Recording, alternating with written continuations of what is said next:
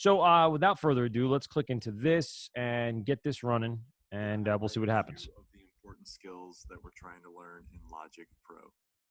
It should go without saying that what we're doing now is actually an example of what you could do with your own films, your own trailers that you might edit. Anything that comes from Final Cut Pro can be exported as an H.264 file, like we've done.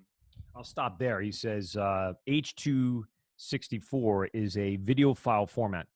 When you're in Final Cut Pro, which is Apple's version of video editing, like Logic Pro is for audio editing, you're going to have a lot of different options for video exporting. So let's make a correlation, right? So you have audio exporting of things like WAV, AIFF, MP3. Some are uncompressed, some are compressed. Video is so much bigger, right? The video files, HD level stuff, 4K stuff, the actual data is humongous amounts of data. Think about it this way. An audio signal only needs to carry 44.1, 16-bit on two different signals for left and right stereo sound. All right. When you talk about video encoding, you are talking about roughly around 1,000 lines of code. That's what 1080 is, right? 1080 I or P. Then you have to talk about the interlacing or interleaving or progressive scanning of that information. Plus, in most video, you also have audio. So just think about the sheer size of that file, all right? It's almost, 10 to 20 to almost 100 times at, depending on the quality of the video, more data. So with that said, when you export out of Final Cut Pro and the file type you're going to export as has a lot to do with how it compresses, how it can shrink down the file size without losing quality. If you're going from 4K to standard definition of right now about 720, it's a huge amount of data that has to be ripped out. And 720 also then allows you to have a much smaller file. If you ever upload anything to YouTube, if you upload it 480, which is stupid definition, it looks disgusting, it takes like 5 minutes. I do all these videos here in standard definition. If you jump up to 720, maybe take an hour to do about a 40-minute video upload. When you get into HD, the 1080 and the 4K, it takes hours and hours and hours. So when you export a Final Cut video, one of the standardized, like WAV file concept is H.264. And that is a common compression type. It's good. It's like middle of the road. It has the ability to go up to high definition, and you have some settings underneath that you can change. And you also have the ability to change audio settings. You went into a Logic project and worked at 48, and you want to keep it at 48, your H.264 format will hold 48 sample rate. All right. So this is a quick background on video a little bit just to understand what he's talking about there. Don't get super confused about the file types. Unless you take a video editing class, you're not going to have to really know that. There's other ones, ProRes, MP4 is the big compression type, like an MP3. So that's the tiny file, and that's usually what we send through our video chat and our phones and all that other stuff. So that's the reason why we're able to do it so quick and so fast, because of that compression. But, when you're doing video for a film, you're not really compressing it down to cell phone quality. It looks like garbage. So you end up getting a much higher resolution file and, of course, a much better quality file. All right, let's take a look at what's going on. Sorry, I'm just going to check any participants. Sorry, I got to admit everybody. My bad, guys. Sorry. Admit. Hi, everybody. Sorry, we were in full screen mode, and I didn't get to admit you right away. So I'm going to go and make this full screen again. And then if I miss anybody, I'll put them back in here. Apologize for that. Here we go. 50 times and then brought into Logic so that we can do some of these skills. What we're going to look at is how to open a movie. We're going to talk about what it means to spot a movie. Then we're going to talk about beat mapping in Logic. That's where you take a specific area of the video and you try to line it up to a beat in the music. Last thing we're going to do is talk about exporting this file with your music attached. So that's one of the key things about Logic that I like a lot. Pro Tools doesn't have this. we can re-export a video file with our new audio attached to it right in Logic. We don't need another piece of video editing software. You can do that. I know you can get another piece of video editing software, but it doesn't, I guess economically it doesn't make sense if we can just export. If we're not editing video, if we're not editing video, really don't need another video software. If we're just editing audio, Logic will do it all in-house, all in the software. So I can do my edits, my cuts, all in the software and re-export that audio to the movie file, keeping the movie file intact in regards to its quality, like we were just talking about, keeping everything the same format if you're using, like I said, H.264, or if you're using a ProRes or a 4K or a 1080, it'll keep whatever settings of the video are there. All we're doing is replacing the audio into that video file, and Logic can let you do that. So we're going to begin with a new project. And we're just going to choose empty project. You see right here, there's music for picture. Well, I'm going to go ahead and start with an empty project because I'm pro level. So we're going to talk about how we could do this on the pro level. So go ahead and. So there you go. How about that, huh? Finally, someone that supports what I say. If you're a professional, if you're a real engineer, you start your projects from scratch. You don't use Logic's templates to get yourself in and out of things. It just doesn't work that way.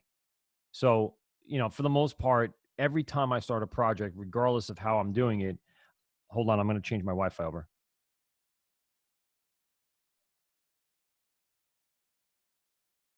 Wi-Fi changing. Come on. There we go. We're back. And we're back. Just because I have a different Wi-Fi upstairs than I do downstairs. And I was doing a project last night downstairs. Yeah. So, I mean, whenever I start a project, I never use one of their templates. I mean, again, it can save you time if you don't know what you're doing. But at this point, for Audition, Pro Tools, and Logic, you guys should have a good idea of how to start new tracks, do your sends, add plugins. You don't need their templates. In fact, I find that when I start with a template, it actually is drawing me backwards, and it's taking me longer to set the project up than it is to start it up the right way in the first place. So just a quick FYI on those. I prefer using empty projects, as you know, and will continue using empty projects because I am pro level. All right, let's listen to what else he has to say. An empty project. And it doesn't matter what we do on this page because we're going to get into adding our own instruments later on. But I'm just going to say maybe 4 software instrument tracks to get me started. First thing I want to do is go to the File menu and choose Movie, Open Movie. By now, you will have checked out the mini trailers that are in that Google Drive folder. Well, we already did that. We did that yesterday where we added our movie, opened the movie from there, or dragged and dropped it right in. It gave you a message at the start saying, do you want to extract the video? Do you want to extract the audio, put it on its own track? You'll see that coming up here in just a moment. And that's, again, a cool thing about Logic is I can bring in that audio, so I have a reference track for one, but then I also have the ability at the back end to replace that initial audio file that came in with the new audio that I'm creating. Let's see what he has to say about that. And you'll find one that works for you. I'm going to start with one that was a little bit older. This is one that we used back in the day, and this is... So there's that open movie dialog box asking you, yes, I want to open the movie, and yes, I want to extract the audio. Teenage Mutant Ninja Turtles, kind of throwback, Mr. Harold's era. And we want to leave both these options selected. Open the movie, extract the audio track. Choose OK. So here's the first, message that we got yesterday as well. What is the sample rate of the audio from the movie? Is it 44.1 or is it 48 or is it something different? Now, when you initially set up this project, when he went in and started the project, I believe he set it to 44.1. If it was set to 48 and the audio is 48, then you wouldn't get this message. It would match. But you can't have a 44.1 in a 48 or vice versa because the sample rates are different.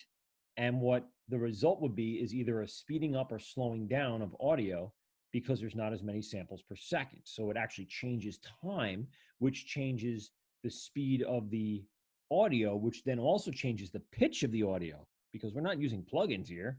This is just real time. You slow something down and it's going to sound a little lower. So it's going to sound very, very weird. Pro Tools doesn't actually warn you about this. Pro Tools expects you to know. Logic, as being this intermediate piece of software, actually reminds you that if you're not matching project sample rate to audio or video coming in, it will want you to change things. And we did that yesterday, and we actually saw a change in audio and video settings when we brought it in. Let's see what he finds out. Right here, I'm going to go ahead and change my project to match. Here, I'm going to click use the frame rate that matches. So our frame rate, the video that came in was 25. Our project was set up for 24. This one actually is a little different. The project's set up for 25, but the frame rate is set up for 23.98, which is a very specific industry frame rate for film. So that's kind of interesting. It's a little opposite of what we encountered, but it's all dependent on the video file that they brought in. So here I have my trailer. I can close that trailer and it goes into the inspector area where it can be hidden or revealed again. What happens if I want to view it? Double click it from the inspector area. Close it down, double click. There's your first skill. Yay. We did that yesterday. Bringing up the full screen, being able to work with the inspector and having that come in. I'm going to go ahead and expand this track just a little bit. And So I you can could see right some click on thumbnails. this and I've got some options here. Or I could choose this shortcut Option G. So I'm going to go ahead and click Option G because I want to learn that shortcut. And from this menu, I'm going to choose Tempo, I'm going to choose Beat Mapping, and I'm going to choose Marker. So yesterday we used the arrangement one because we were now labeling sections of our project. We're going to get over to our project in a second, but we were labeling sections of our project so we knew which scenes we were going to work on. So when I have the introduction section, I would create my arrangement, create my title, set the bounds in and out. And now I know I have something to work on back and forth for this particular area. So again, let me show you what we were doing. Here's my intro yesterday. This is, again, what we were working on yesterday.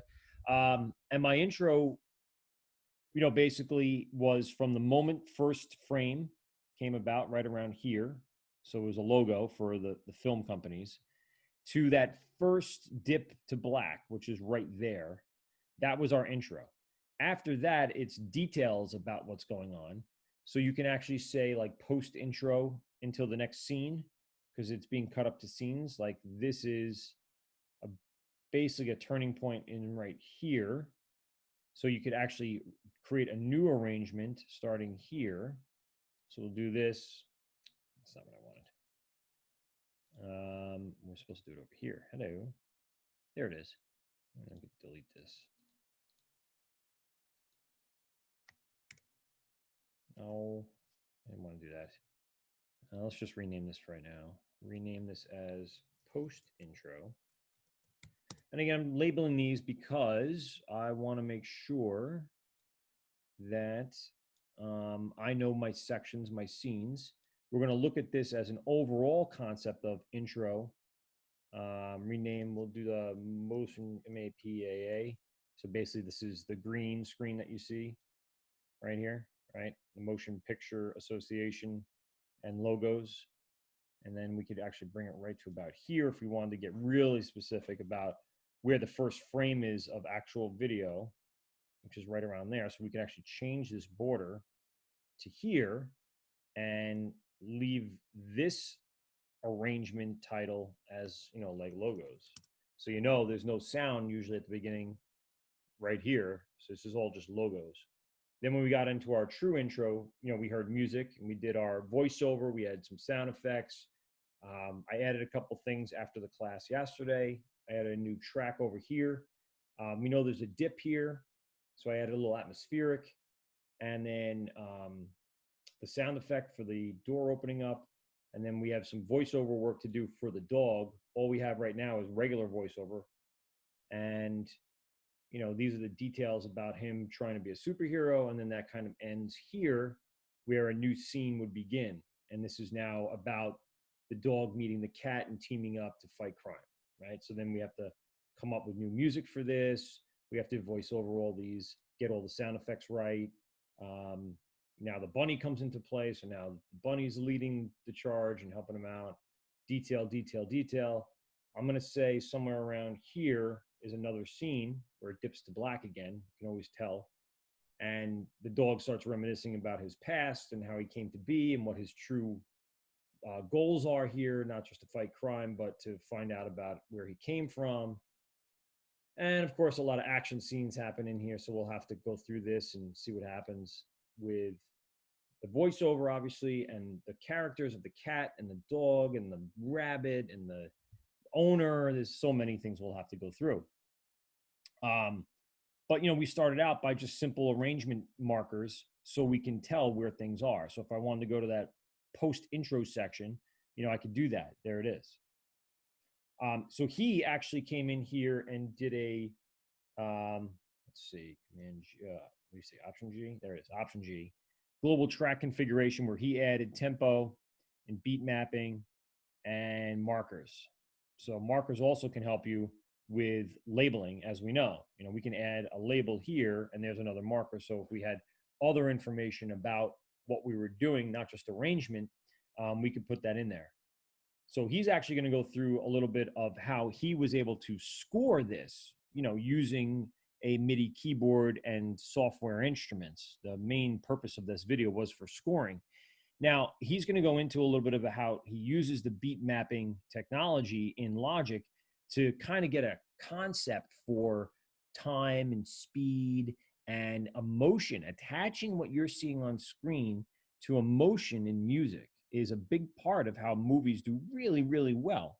They're able to get a attachment from that music to that video. And that's all based upon the engineer, really the composer, but the engineer in the end for trailers, because they have to take what's already been recorded and make something of it. Now he's going to be doing the scoring himself. He's going to redo it and try it a little differently. No problem with that. Let's see what he does here to try to get things going.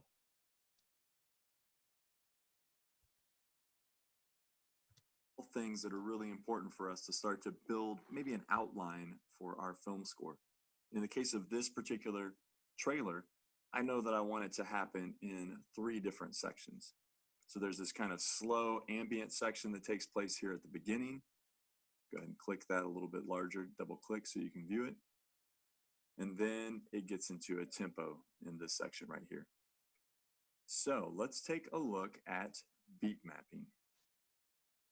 The first thing I want to do is I want to find the significant. Really quick. So what he just did, and as I mentioned, he was looking to set moods for the type of things that you're seeing on screen.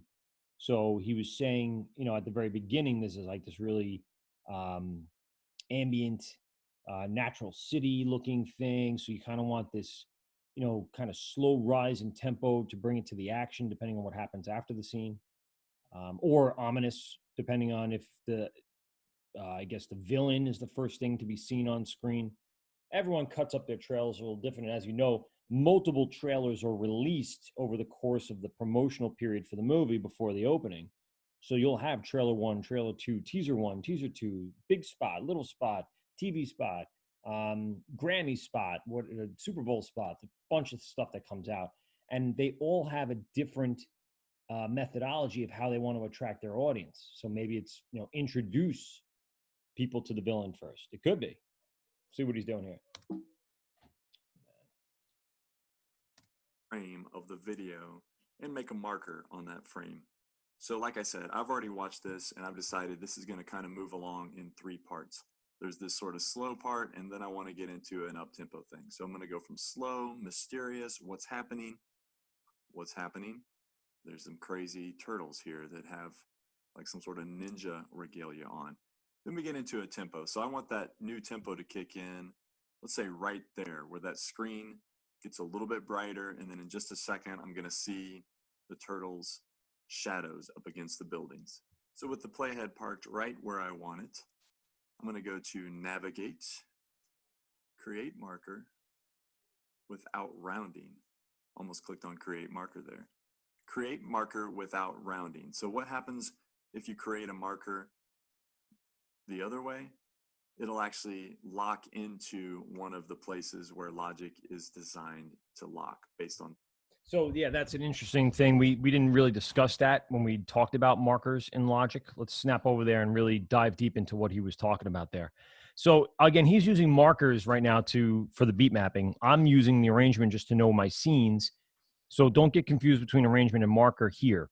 When we create a marker, and let's zoom all the way in here so you could see it. For instance, I'm some random place between 3 and 312. If I create that marker, and I think I have it set up that it's supposed to be right at that moment. I'm in Smart Snap, so that has something to do with it. But what if I wanted, in between there? What if I added one there? It does go. So my preferences are probably set up better than what he had going on right there. Let's see what his issue is with the creating marker without rounding. Interesting. That might be the default that I have set when creating markers, but you can see now that in beat mapping, a little marker comes down here, right? Before, let's see if I can get that there. Yeah, marker was created there as well. So yeah, they probably adjusted that. Oh no, look, it's not there. Well, it still is when you highlight it. It's fine. But the concept that he's trying to show you is that there are times where logic could do rounding, just like it does with smart snapping and editing. It could jump it to the nearest whole beat if you're pretty close to it and snap it to here as opposed to where you wanted it. And to be honest with you, the movie frames do not match up perfectly with times in tempo and beat, and you're going to have the ability to be very specific so you can get it to a single frame. Really important you're able to do that. For instance, if I wanted this out, and let's see, so you could see there's a frame here, frame there, where it says crowd. And if I go one more frame over, and actually it's actually in between there, it's like almost right away. It's literally one frame, boom. So if I want it to be right on this moment and I had it here, it may not be perfect. I might have to zoom in even further to find that exact moment in time, which actually it is this, boom. But it's after that. So we'd have to, it's in between that. Oh, I see. So the minute I see it turn over, I'm just slowly scrubbing along here. There it is. Look how how far away from an actual, moment in the global tracks it is. That's fairly difficult to try to plan and get exact. Especially when you're zoomed all the way out. How would you know that that's the exact moment where that came in? Where if I had to change out my arrangement or create a beat marker, like he's saying, if I'm not specific to that exact moment in time, if my computer or my software decides to round to the nearest whole note or time, I'm not exactly where I need to be.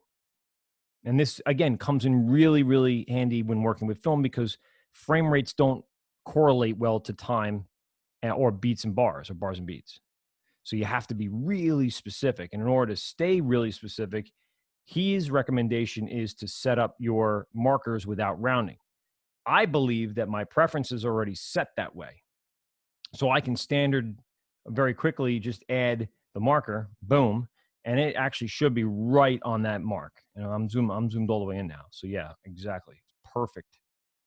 Well, no, it's not really actually. Kind of jumped away from it. Oh no, it's good. It's right there. So that one frame actually takes up a little bit of time here. It's kind of crazy. Yeah, and then, like I said, I'm pretty sure that's my preferences. I'm not sure if he's going to go into his preferences and explain that. So what he ended up doing is just using the markers without rounding, so the computer doesn't automatically jump it to the next whole thing. All right, let's go back to what he was talking about here. I'm interested to see if he changes that. Smart snapping. So what that did is that made a marker right where I wanted it. Now if I click the list editor and open that, I can select markers and I can double click on this marker And I can give it a name that's perhaps a little bit more helpful than marker 1. With that marker, I want to go into the options menu and I want to lock it to SMPTE, Society of Motion Picture and Television Engineers. It's time code. Basically, that's going to lock it to the video. And now for the purposes of this beat mapping exercise, I'm going to go ahead and close out of the video. I'm going to get this list out of my way. Then I'm going to use Command and right arrow to zoom in just a little bit. Maybe even Command and down arrow just because I want to take a look maybe at the waveform. And so I'm zooming in to this area and I'm going to reposition the playhead. Now take a look. This beat mapping that we've got here is not terribly user-friendly. It's a little bit confusing. So watch what happens. Number one, I've got the marker selected. That's what I want to make sure is happening first. If I don't have the marker selected, then I'm not seeing this little notch down here. Now watch when I select the marker. By clicking it, I get this little notch in the beat mapping lane of Logic. Yeah, so we just did that, right? We went into Logic and I showed you that the minute we create that marker, that little notch ends up being in my beat mapping thing. So I'd have to go in, do this, do that, zoom in, go down, find out where my start time is. Where are you? Start time. Right now it's actually jumping over to here, which is no bueno. I don't want that. I would like that to be right where it's supposed to be. Let's go into here and do that again. Let's do it his way. Navigate, other, create without rounding. I don't have the beat mapping. There we go. It's not showing it, although I probably should. We did beat mapping. If there it is, marker 1. I just have to expand it a little bit. All right, so when you're not selected on it, it goes away, but when you are selected on it, it's actually there. And then you can actually pull it. Now, if you recall, with beat mapping, we did this with drums to pull things into time. It actually will grab it and change time in order for you to match, for instance, if you wanted this to happen at 3, but the snare hit or the kick hit or the fast tempo didn't start right when you wanted to, that's what it does. It'll pull it in to where it needs to be. And in turn, we'll end up changing tempos along the way. It'll be slower and faster as it goes along, starting at about 120.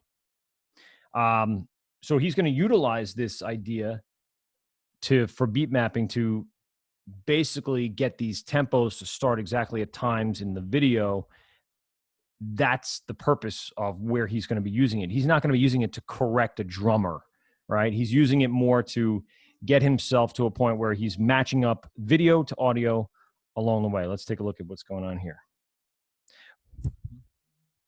So I look really carefully at this notch and I notice that it's kind of close to measure 18 or measure 18 beat 3. It's kind of right in between there. So it's on beat 2 of measure 18. Well, let's say I wanted to hit right on measure 18. That's what beat mapping is. So if this is an orchestral score, it's a lot easier to have a group of musicians play music together on a downbeat instead of trying to hit some other random spot in between a measure. So this is beat mapping. And what it's going to do is it's going to help line our music up to the things that we see visually. So watch what happens when we beat map. Here's the marker selected. I've got a little mark in the lane of the beat mapping, and I want it to line up to measure 18. So right here on 18, I'm going to click and hold, and I get a little pointer, but nothing really seems to happen until I draw it all the way over to that little skinny tick mark. Now, I haven't let go yet because I want us to really savor what's happening here. As I let go, click.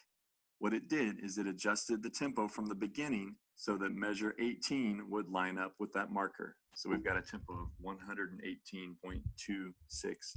Right, so it's adjusting the overall tempo of the project. Like I said, if we were to take back in here and do that, take this to marker 1, now you can see my tempo went down to 96. If I put it over here, like I said, I was just off and I want it to happen in, of course I would create my marker and then bring it back to B3 and then draw my little, gotta zoom in a little bit, draw my little line to that and it would shift it over. resulting in a tempo change of around 11 or 9, 10.3, giving me a resulting tempo of 1097, right? That's what beat mapping was. Now he's using that again in terms of scoring. We're not going to be scoring too much in here, but I do want to, again, talk about some of the locking mechanisms that he did. That was, to me, one of the more important pieces of what he was doing. So let's do that. Let's go into my marker and let's do what he did, right? Let's get that marker exactly where I want it, which is going to be probably right there at the, let's get away from the motion picture. And man, that's good right there. And we're going to go into our, our lists here and our marker. So we have our first marker here.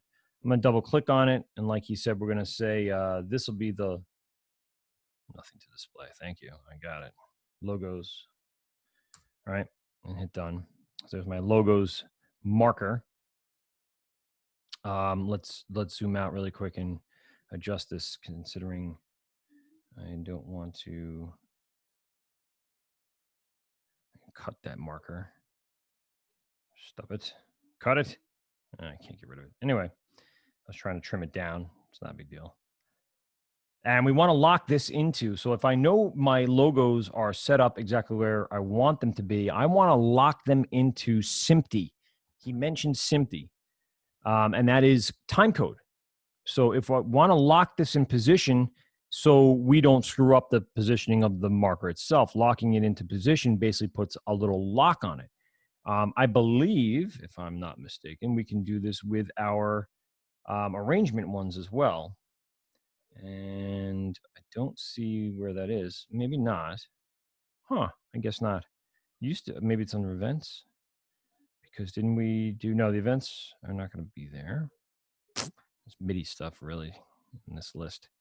Marker, tempo, changes. No, I'm not changing anything like that. All right, so it's just markers, and that's why markers are probably better than arrangement, but arrangement is just labels.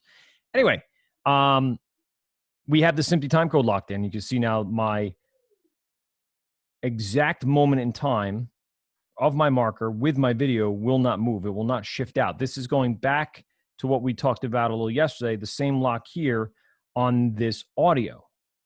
Let's discuss shifting stuff here, right? If I can I trim this in? The answer is no.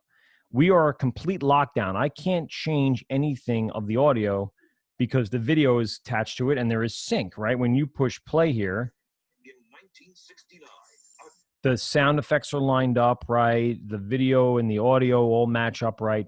You do not want to shift this out of position. If you do, and we can manually do that by unlocking the SMPTE timecode down here, I can actually shift this out of position. Now it looks weird. In 1969, right? The audio is... But an accident transformed him into a superhero.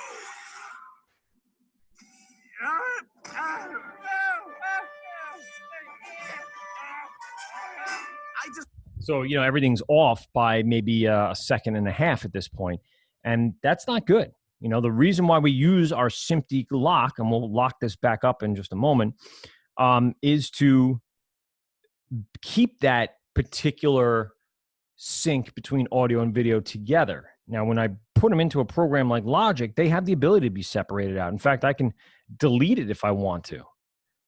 Now, how to do that, let's discuss that a little bit. I'm going to click on my audio track that's now locked to my video. I'll right-click on it, and I will go unlock SMPTE time position. You'll see the little lock disappears in the top left corner, and now this allows me to freely move. I can trim at this point now. Back down to my trim tool. I can actually do something to the video, to the audio that's in perfect time with the video. The problem is if you want to do something minor and accidentally shift something off even a half a second, you could be looking at a total loss of all the work you did from that point on. I don't necessarily recommend taking off SMPTE locks and leaving them off. I would say take it off, do your edit, put it back on immediately. To do that, again, you can go right into a right-click, SMPTE lock, and lock it back up, right? Do your edit. and get out before you screw something else up. I've done it. I did it. And you only get, hours into the project and realize everything is out of sync. Now you can try to undo, and hopefully it didn't, screw up too much time. But if it did, you'll have to now spend those hours going back and resyncing things. And there's nothing more annoying than syncing audio back up after it already had sync. That's like, running through mud and then having to turn around and run right back through it again. There's no reason for it. You could have completely avoided that. Using these locks are really, really useful. We can still lock things up with some sort of, I'm going to say, some sort of net, a net to catch you in case you screw up. You always have those project file backups.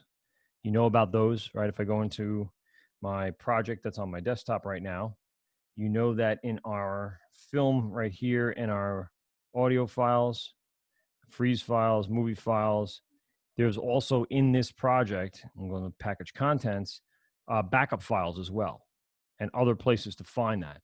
If you don't have that set up, you'd have to go into your preferences, and then they can actually allow you to right here auto backup the last 10, 30, 50, 100 alternatives. This will help you if you have crashes or your computer's unstable, but it'll also help you be able to go back if you need to. If you throw things out of sync, you can go back and find a project where you can start at least from that point on and continue working where your sync didn't get upended. Terrible. I can't tell you how it actually makes me physically annoyed when things drop in and out of sync. There are other ways that we can. Me too, mister. Me too. Yeah, you're doing a lot of sync work, are you?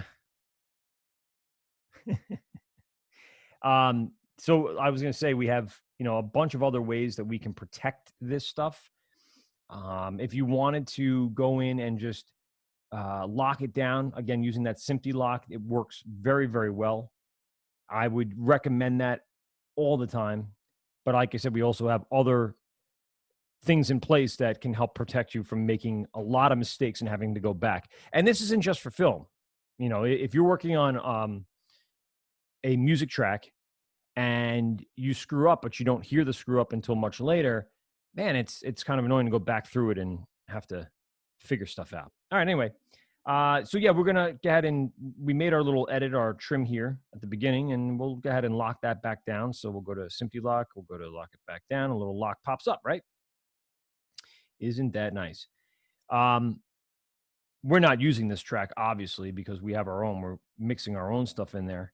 Let's take a look right now, and we'll abandon the video for not our video, the Safari video that we were in. Let's get out of here for now. We don't need that. And let's continue on our path here using these concepts that we just learned to help what we've done. Now, again, even though you lock stuff down, doesn't mean now the parameters you can't change. You can still do panning, you can still do automation, you can still do volume changing. You're just locking down positioning. So once you have it down, if you ever heard anybody say, oh, the film is already locked in place, and now all the other stuff has to go on, that's exactly what it means. It means positioning and timing is perfect. Editing, trimming and video and audio edits are all done. Now it's all about mixing and post-production. So video lock is on. Let's see how it came out. In 1969, a dog was launched into space, but an accident transformed him into a superhero.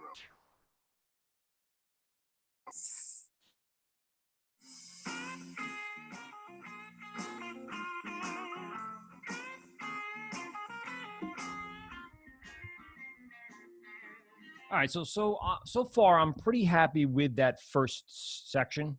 From about here to here, I'm okay with it. Obviously, we're going to need a voice for the dog. We're going to need some additional stuff, but what I have is working for me. So let's lock this stuff down. So I'm going to go into Metal Ceremony Short. I'm going to right click and go ahead and lock it down. I'm going to click on these guys, all my voiceover stuff. I'm going to go in. I'm going to lock it all down. I'm happy with the airlock noises and their positioning and they match up, I'm going to go ahead, right click, lock it down. I'm good with the electrical. I took one electrical normal. I took another electrical and reversed it and dropped it in volume. I'm happy with its positioning. I'm happy with the result. Lock it down. And of course, my engine sound that I got from a muscle car engine, and I kind of messed with it a little bit. I'm happy with this position. I'm happy with where it is. I'm going to lock it down. So now, if by any chance I were to do like a Command A and I go to move stuff, this stuff won't move, but this stuff did move. So this Windy City medium actually moved. You can see here it is. I made the move. Now, if I did that by accident 2 hours into this editing process, all of this stuff would have to get re-edited. I could try to go back and redo it or undo it, but that's not necessarily always going to be the answer. You could have done way too many movements, done some fine-tuned editing, and lost all your undos. It's quite possible. So when you're happy with something in video and you have all the audio laid out, positioned where you want it, positioning is what matters here. Not so much, volume or effects. I don't care about that. This is just all the initial editing sweep. We're going to go through the whole thing and lay everything out. Once I'm happy with the positioning, we're going to lock it all down. And in fact, I could have done it with the whole thing. I could have just went through, clicked, dragged, highlighted, right-clicked on one, lock it all down. There, it locks it all down. And now I can't move it at all without some sort of unlocking mechanism. So basically saying I can't screw this up. Let's just push play and make sure we're in the right position. In 1969, a dog was launched into space, but an accident transformed him into a superhero. So I looked for atmospherics yesterday just to fill in that gap here, and I couldn't find any through Logic right now, but I do have some in a sound effect library bank that I'll grab for tomorrow's lesson, and we'll start filling in the gaps. Again, what I'm looking to do is just kind of lay everything out. You saw that I had the Windy City loop going on there, so kind of like a more upbeat tempo kind of thing. Again, using beat mapping, I guess we could change things that way. Like he did with Teenage Mutant Ninja Turtles, from a very ominous, slow start to a boom. Now we're hitting a different tempo. If we were actually scoring this, which I'm not, I'm just using loops right now. But if we were actually scoring this, you would probably want that. You'd want the tempos to change to make it feel the way it looks, right? It's all about attaching emotion. I know I'm repeating myself a lot, but that's trying to hit hard the points that are really important to get the concept of editing audio for video. So yeah, these locks are great.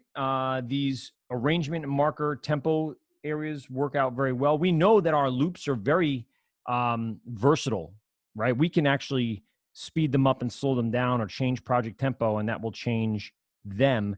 The other sound library that we talked about, the Big Fish library, also does this. So sometimes having, a couple of backup libraries for sound effects and atmospherics, and of course for music loops definitely helps, because then for trailers you can just use all this uncopyrighted, non-copyrighted, royalty-free type music.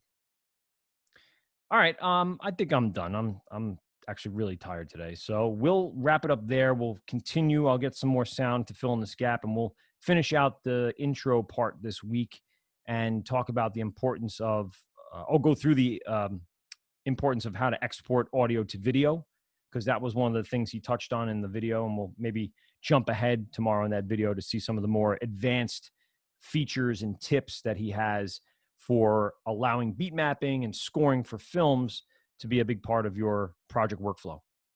Anybody have any questions about anything that's going on, anything about Project 12, anything about Project 11 or past projects or anything like that? For those of you who joined the class late today, I did share a little bit about the grading policy for quarter number 4. Right now, it's not 100%.